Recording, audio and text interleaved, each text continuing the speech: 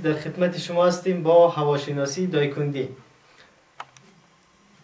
در اینجا که می‌گرید در کجران هوا ابری است، کم کم بارش هم میباره، گرمیشی که است 10 درجه 10 پایینچی هم که 100 می‌گرین که هوا ابریه هم چاشتی روز بسیار تاریک کرده.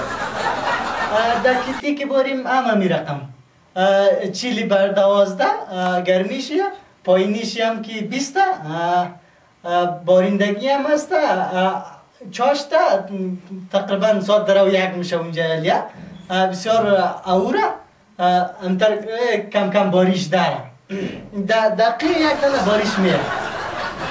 در نیلی که بیم بسیار گسابای هفته و تازه آمده، در اونجا گرمی که است 20 بر 17، پایینیش هم 40 15، باریش هم مباره.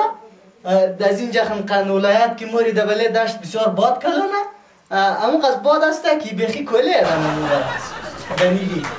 در سنتخت که بیم همینطور سنتخت گرمیشی 50، یخیشی که است 101، اونجا زمستو که برف کلو زده گرمیش در 50 رسیده.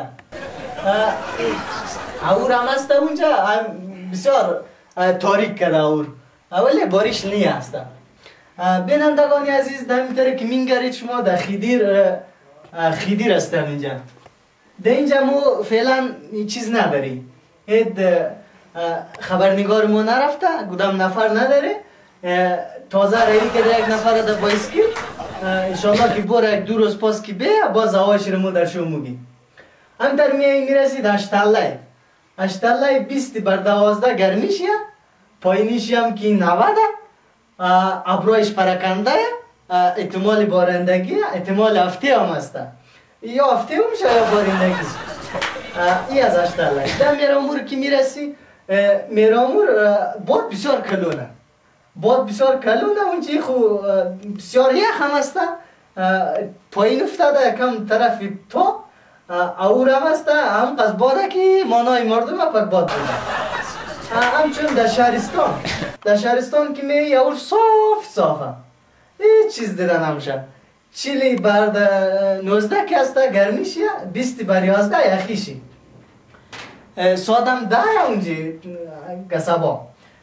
در گیزاو که گیزاو همون طریق که شما خوب معلومه در شو خبر دارین که در گیزاو ما خودون ما نرفت، همین طریق هم از بله کتل توخ کرده که همونجا اور دیده نمیشه. از دور در اونجا یک دانه طالب ما در خود خورا پچاو کنه، موید رفته نتنسته اونجا. همین رقم گرمیشی که مو از دور چی کرده 41 بر 42 باز یخیش هم که 50 بر 17 میشه. همین رقم فعلا گزارش دمو رسیده. با تشکر از بیننده های عزیز، یک جهانی سپاس.